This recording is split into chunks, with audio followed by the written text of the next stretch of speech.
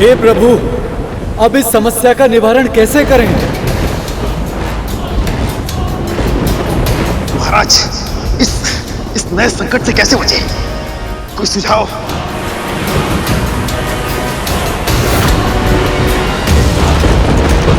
ये तो चंद्रमा है। इनके वास्तविक तेज को ये संसार संभाल नहीं पाएगा। ये तब शांत होंगे जब कोई महाशक्ति इन्हें धारण करेगी।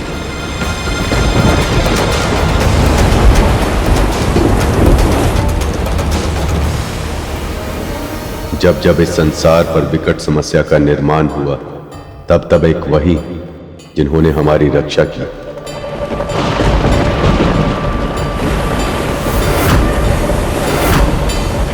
इस अपार शक्ति को वही धारण कर सकते हैं जिनका ना कोई आदि ना अंत, महादेव।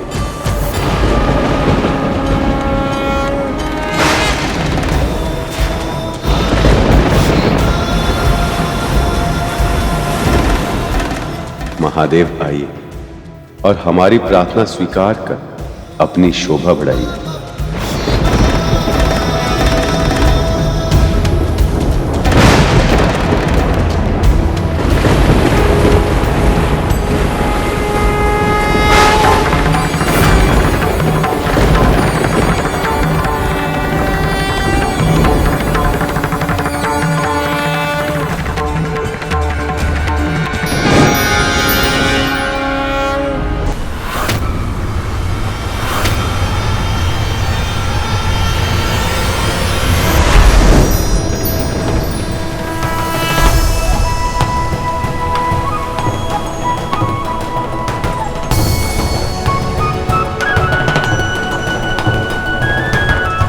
आपका स्वागत है परिजात वृक्ष। कृपया अपने निर्धारित स्थान पर प्रस्थापित हो जाएं।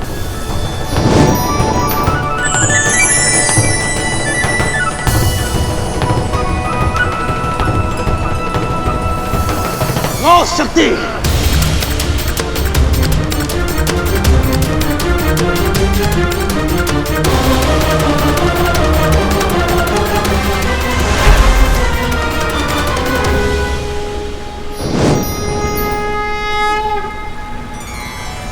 ये तो पंचजन्य शंख है।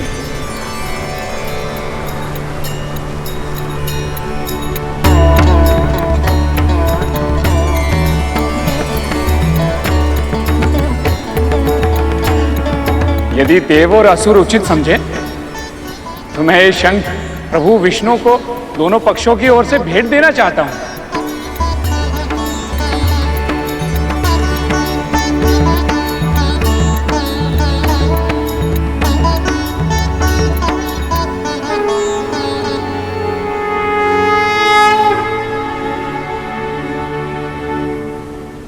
नारायण नारायण। प्रभु, इसे स्वीकार कीजिए।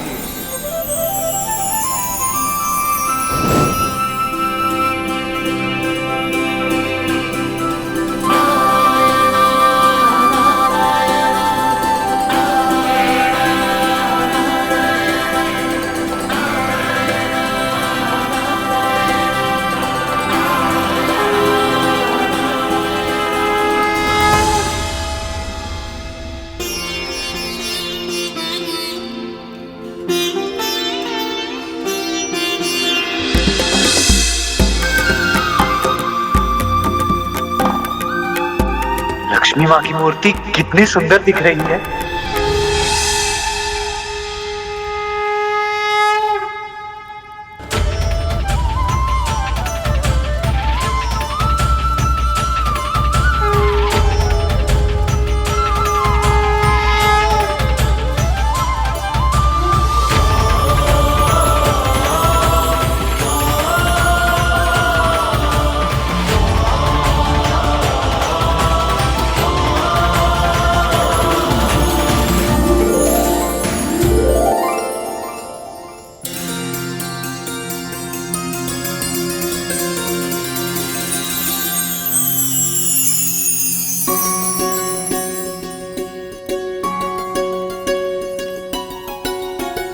मिठाई?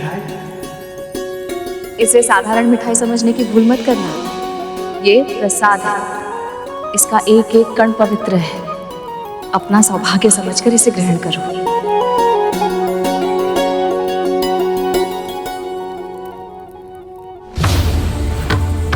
असुरो, बस कुछ क्षण और, अब शीघ्र ही अमृत निकलेगा।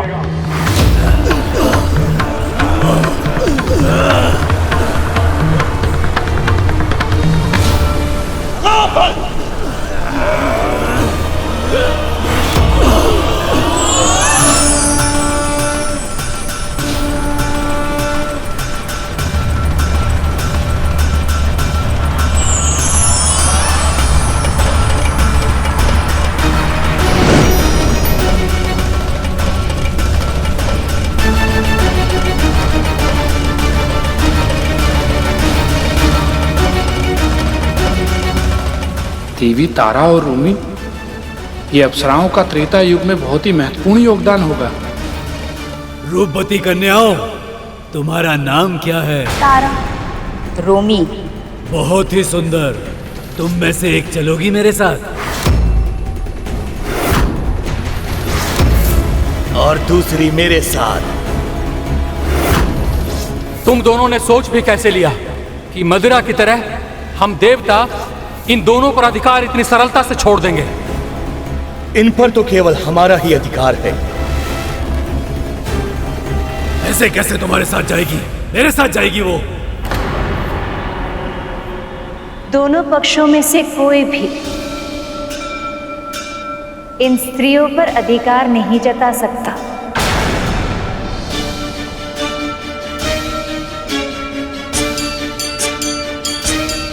आप दोनों को अपनी इच्छा अनुसार अपना पक्ष चुनने का अधिकार है, और जब तक आप ऐसा नहीं करते, आप दोनों स्वर्ग में रहेंगे।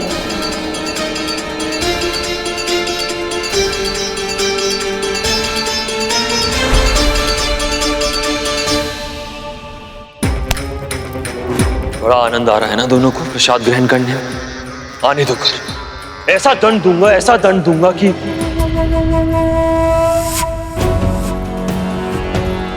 माँ,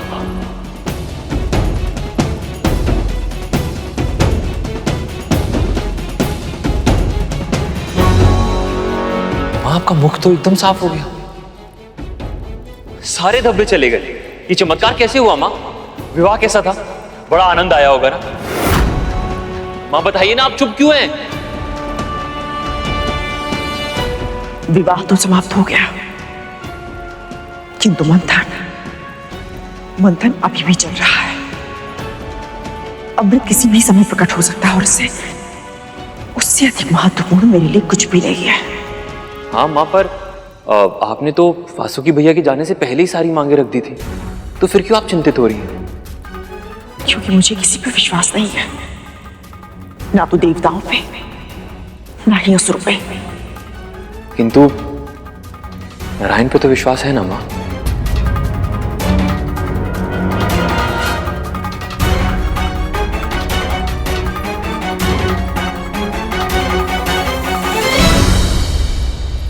माँ विचलित है और दासी माँ कुछ अधिक ही प्रसन्न। न जाने क्यों मुझे लग रहा है कि इसका कारण भी वो गरुड़ी है। बस एक बार अमृत मिल जाए मुझे, फिर सबसे पहले गरुड़ का अस्तित्व ही मिटा दूंगा मैं।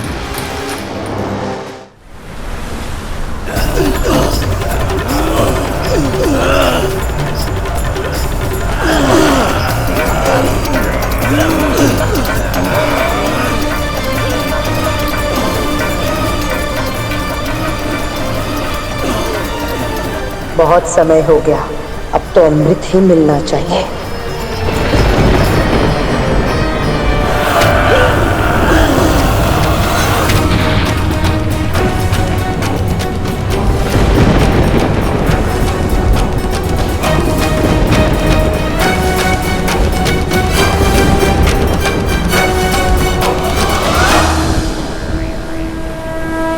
इस मंथन का समापन आपसे ही, कृपया अपने आगमन से हमें कृतार्थ करें।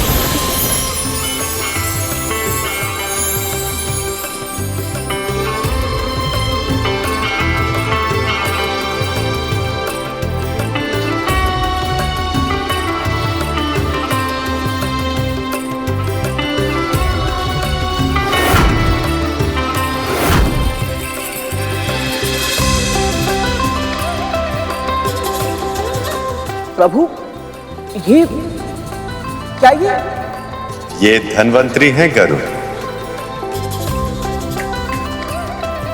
आरोग्य के देवता और औषधियों के ज्ञाता। अनंत काल से लेकर अब तक अमृत की रक्षा यही कर रहे हैं।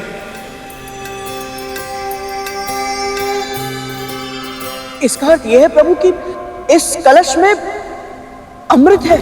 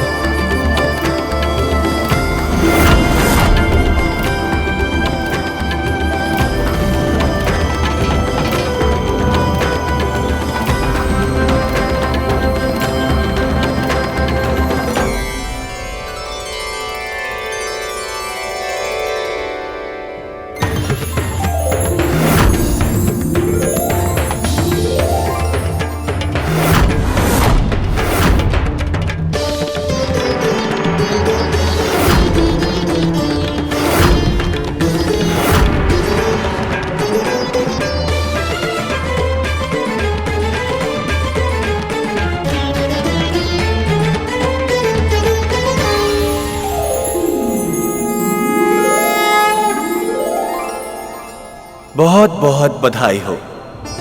एक दूसरे के घोषित शत्रु होने के बाद भी आप सभी देवताओं और दानवों ने संधि की कठिन से कठिनतम चुनौतियों का सामना किया और अपने तन, मन तथा आत्मा तक का बल लगाकर क्षीर सागर के मंथन जैसे महान कार्य को संपन्न किया। असंभव को संभव कर दिखाया है आप सबने। जो अकल्पनीय था उसे घटित होने पर विवश कर दिया है और अब आप सब संसार का अमृत प्राप्त करने के बहुत ही निकट पहुंच चुके हैं।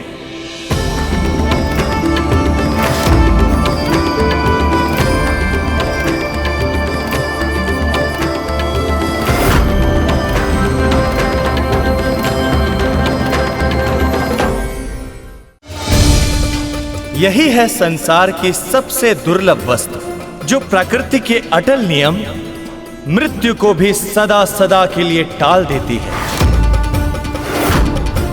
रुकिए, मैं जानता हूं आप सब ने इसे पाने के लिए बहुत श्रम किया है, पर यह अमृत केवल उसे ही मिल सकता है जिसके लिए विधाता ने निर्धारित किया है।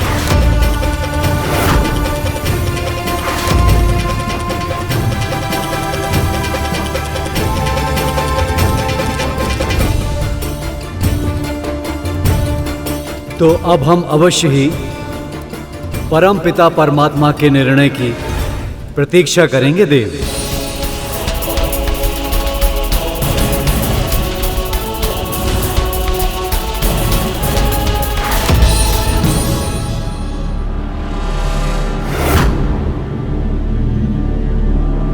देव धन्वंतरी,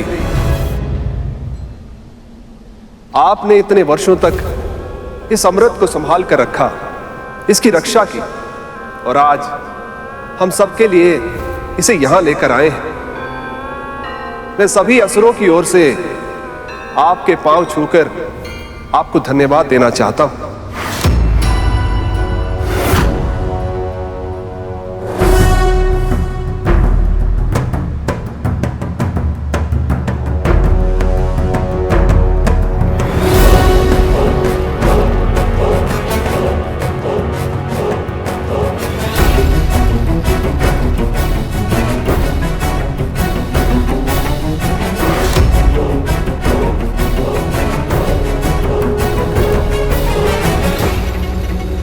यदि असुर इस नियम को तोड़ने का प्रयत्न करते हैं तो इसका दंड उन्हें भोगना होगा।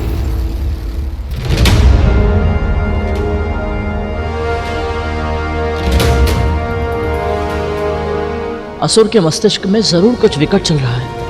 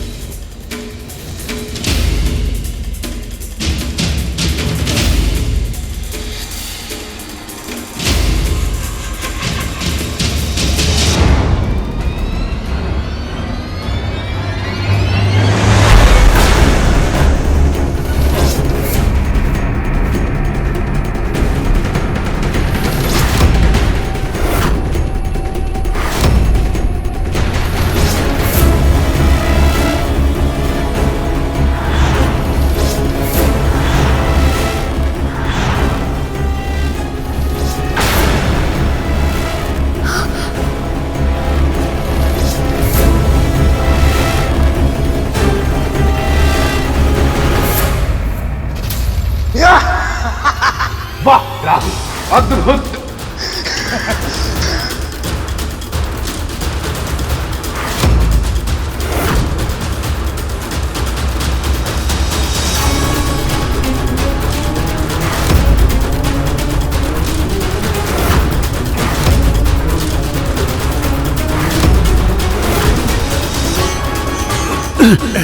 अमृत।